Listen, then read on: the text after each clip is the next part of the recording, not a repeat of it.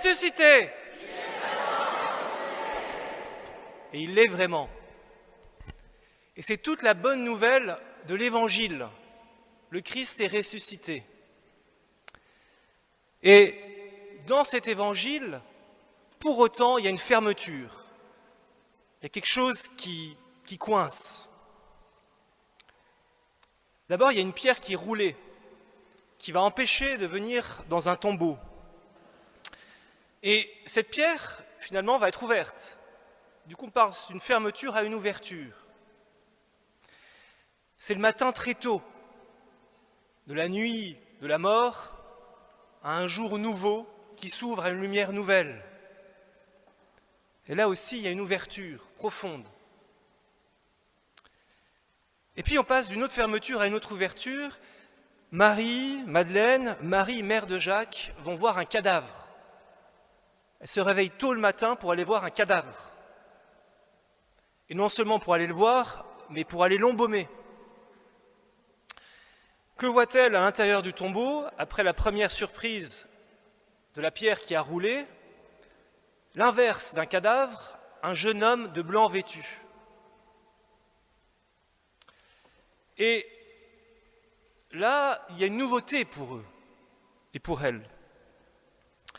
Une nouveauté, et l'ange lui donne un message, leur donne un message. On peut présupposer que ce jeune homme blanc, vêtu de blanc, est un ange. En fait, dans l'évangile de Marc, il n'y a pas de récit à Noël, si vous voulez, de l'annonciation. La vraie annonciation dans Marc, elle est ici. À une autre Marie, mais un ange leur annonce une bonne nouvelle. Leur annonce pas qu'un Messie est né, mais leur annonce qu'un Messie est ressuscité. Dans Luc et Matthieu, on a une annonciation d'une vie nouvelle, d'une vie qui vient de naître, celle de Jésus. Dans la fin de l'évangile de Marc, on a une autre annonciation qui est celle de la vie du ressuscité.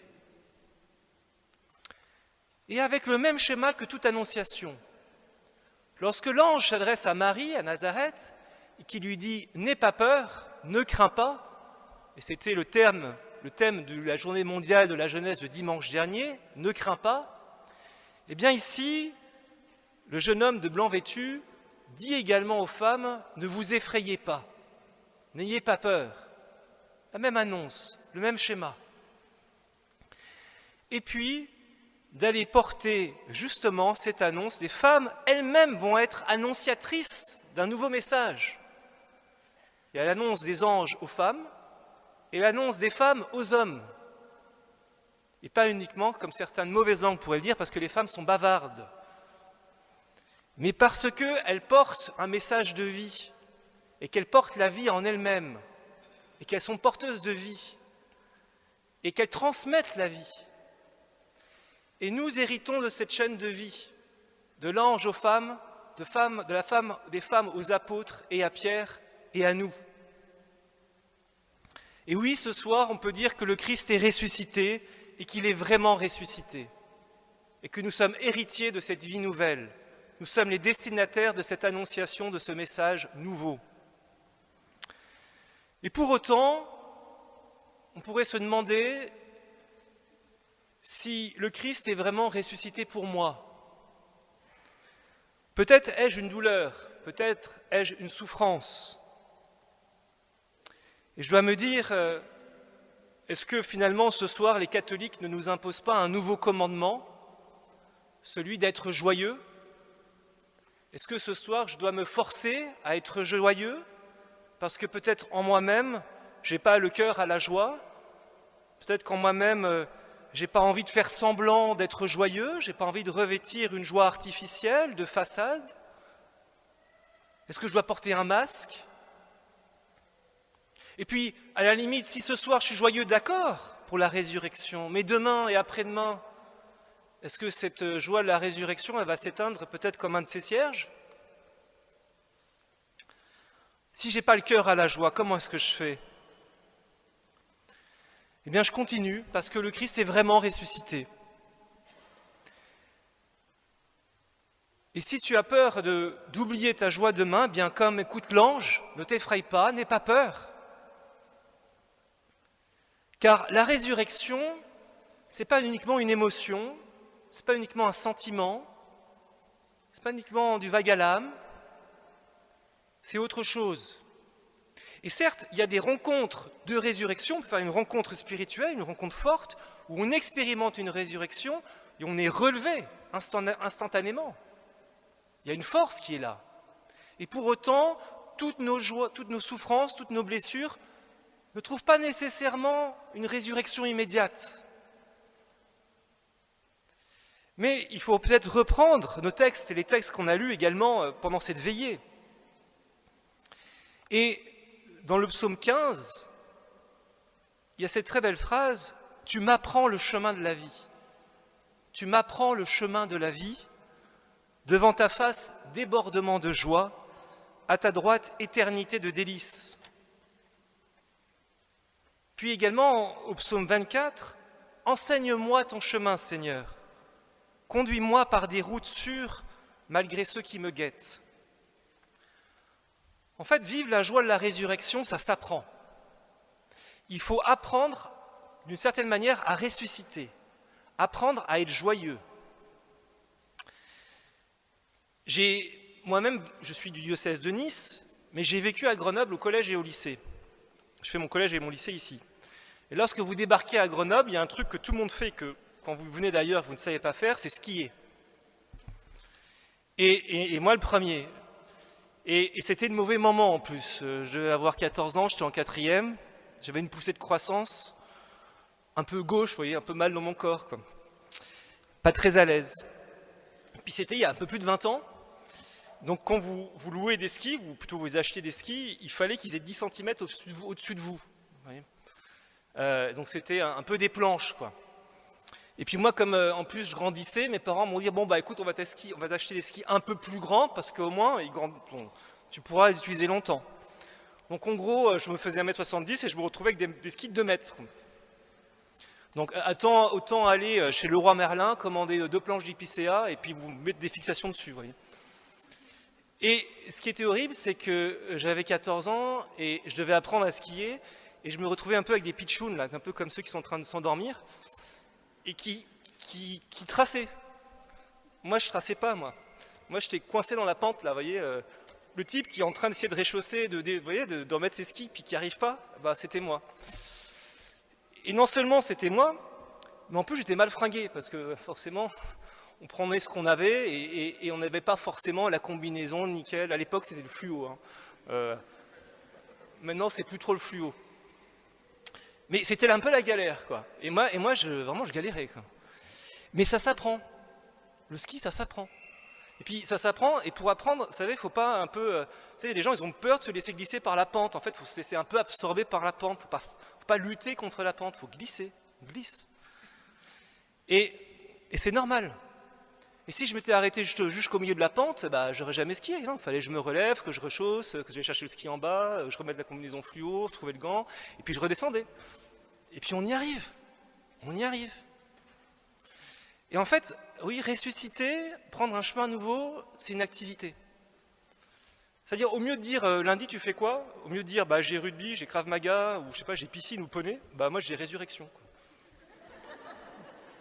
Et puis en fait, ça marche pas que lundi, parce que le mardi j'ai résurrection, mercredi j'ai résurrection, jeudi j'ai résurrection, vendredi, alors surtout le dimanche, super résurrection, quoi. Vous voyez, il y a une forme d'apprentissage. Quand on est étudiant, on développe ses facultés, on est capable de persévérer, d'avoir un projet, d'apprendre, de mettre du cœur, de la patate, de bosser pendant longtemps, de retravailler, voilà. Bah là, c'est pareil. C'est pareil, la résurrection, il ne faut pas uniquement attendre que ça tombe comme ça directement, il faut pouvoir y mettre, il faut pouvoir y aller. Et il y a un truc dans l'Église qu'on oublie toujours, c'est qu'en plus, il faut du temps.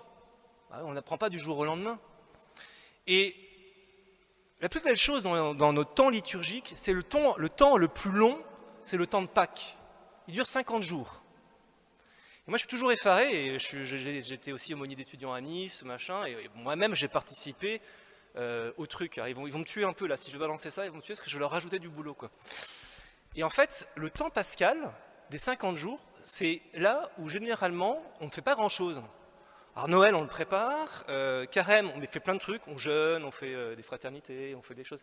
Voilà. Et les 50 jours les plus importants, il y a le cierge qui est là, et puis lui ouais, il diminue, mais c'est tout. On n'apprend pas à ressusciter pendant 50 jours. On ne se dit pas, j'ai jamais vu encore trop de parcours qui s'appellent les 50 jours, pendant 50 jours, on va apprendre à ressusciter un peu ensemble, non? Et pour autant, c'est essentiel. Souvent, justement, on ne pense pas que la résurrection est pour nous parce qu'on a des blessures, parce qu'on a de la douleur, et vous savez, et ça nous bloque, et ça nous freine. Mais une blessure, si vous êtes trop en train de la regarder, en disant ah, mais la résurrection, moi ça marche pas, je saigne toujours, j'ai toujours du sang qui est là. Je suis en train de la regarder, je suis en train un peu de la tâter, et plus je tâte ma blessure, plus ça saigne. Il faut accepter à un moment donné que la blessure, qui m'empêche peut-être de passer à la résurrection et de me laisser soigner par le Christ et de me laisser guider par lui, eh bien je saigne encore. Et il faut accepter aussi qu'on cicatrise, qu'on prenne ce temps des 50 jours. Jésus, quand il se manifeste dans sa résurrection, il ne se manifeste pas avec l'absence de cicatrices. Il ne se manifeste pas avec l'absence de blessures. Ces blessures sont cicatrisées, mais elles ont mis le temps de cicatriser. Et lorsqu'on a une vraie douleur, lorsqu'on a une vraie souffrance, il faut du temps pour remonter la pente. Alors pour le coup, c'est l'inverse du ski. C'est peut-être le ski de rando, mais il faut du temps pour remonter la pente. Et il ne faut pas censurer les petites joies qui arrivent au fur et à mesure. Parce que justement, comme c'est une activité de ressusciter, comme je vais faire plaisir à Benoît, je vais sortir au Père Benoît, son mot, c'est un processus. C'est un processus, la résurrection. Et donc, du coup, vous voyez, c'est par rapport à un deuil, les choses, elles passent, même dans le deuil. Et au fur et à mesure, la douleur, elle s'efface. Mais pour qu'elle s'efface, il faut que j'accepte que la joie monte un petit peu au fur et à mesure. Le Seigneur, parfois, il nous chuchote des mots de résurrection. Et la résurrection, elle peut parfois commencer dans un chuchotement. Et il faut que je sois vigilant, il faut que je sois attentif à ces chuchotements du Seigneur qui me permettent de ressusciter au fur et à mesure. Il ne faut pas que je censure, il ne faut pas que je laisse, la blessure saigner et me focaliser dessus. Il faut que j'écoute ce petit chuchotement du Seigneur qui me permet, moi, de me relever. Jour après jour, pas après pas. Il faut se laisser gagner par la résurrection. C'est un peu comme le chant. Moi, je ne suis pas un bon chanteur et ça va me prendre vraiment du temps d'y arriver. Mais quand vous chantez, au fur et à mesure, la joie, elle vient. Vous vous laissez gagner par la joie. Si vous vous focalisez sur votre tristesse et que vous ne rentrez pas dans le chant, elle ne vient pas. Mais si vous, à un moment donné, vous abandonnez un peu votre tristesse et vous rentrez dans le chant, la joie, elle naît au fur et à mesure, petit à petit, elle vient et elle sera là. Et la résurrection, c'est aussi, justement, il faut accepter que parfois il y a un changement de vie. C'est-à-dire, j'ai imaginé une vie, d'une certaine manière. Là, pour Marie-Madeleine, alors la vie, c'est le tombeau. C'est garder le tombeau, je pense que vous savez, c'est un peu comme les chiens qui restent sur le tombeau de leur maître. C'était presque ça, c'était de focaliser sur le tombeau. Et l'ange leur dit d'aller ailleurs, d'aller en Galilée. Et d'imaginer une autre vie possible. Mais une vie pleine de vie. J'ai une histoire comme ça, qui est une histoire pas facile, d'un couple qui ont eu un premier enfant qui était malade. Il a eu une grave maladie. Et cela a pris beaucoup de temps, ils ont dû passer du temps à l'hôpital, leur couple battait un peu de l'aile. Et donc ils ont eu un premier enfant qui a survécu, mais c'était difficile. Et ils ont eu un second enfant, une seconde petite fille, qui s'appelle Manon. Et Manon est née avec un intestin de 5 cm. Et vous imaginez, les parents, ils disaient « Ah, on a eu un premier enfant, assez difficile, on va pouvoir avoir un second enfant, on va pouvoir souffler. » S'imaginer toute une vie. Puis là, ils ont un second petit bébé, prématuré, un intestin de 5 cm. Là, comment on va leur annoncer la joie de la résurrection ? Et pourtant, on doit leur annoncer la joie de la résurrection. Mais justement, en disant, attendez, prenez du temps. Cette petite fille, elle était à un moment donné en réanimation, et ils ne savaient pas s'ils allaient la laisser en vie ou pas. Parce qu'il s'interrogeait, il se demandait, mais déjà elle va souffrir, déjà comment sa vie va être perturbée, parce que si elle a un intestin 5 cm, il va falloir qu'elle ait une poche, toute sa vie qu'elle ait une poche à côté. Et puis pour nous ça va être trop lourd, on a déjà eu, ça risque vraiment d'être compliqué. Et donc ils ont vu un prêtre, et le prêtre leur a dit justement d'y aller pas à pas, petit à petit. Juste d'écouter les petits chuchotements du Seigneur jour après jour. Et de ne pas s'inquiéter, de ne pas s'effrayer, jour après jour. Et cette petite fille, eh bien, elle a grandi. Cette petite fille, ça a changé leur vie. Parce que, si vous la voyez maintenant, elle a une joie, elle déborde de joie, ces petites filles. Et pour eux, ça a été une épreuve, ils ne pensaient pas comment faire, et au fur et à mesure, ils ont quand même pu persévérer, ils ont continué, et ils ont une activité, une grâce qui est là et qui est très belle. Et ces petites filles, elle a trouvé plein aussi d'aide autour d'elle. Il y a des gens qui se sont mis à faire des habits spéciaux pour elle, pour qu'elle puisse avoir sa poche incorporée dans ses habits, et puis elle fait que de bouger, elle fait que de courir à droite et à gauche. C'est magnifique. C'est leur Galilée à eux. Ils ne sont pas restés dans leur tombeau, ils sont allés en Galilée. Et pour nous, ça veut dire aussi que dans ce processus de résurrection, dans cet apprentissage de la résurrection, il faut être capable de durer, voire d'endurer.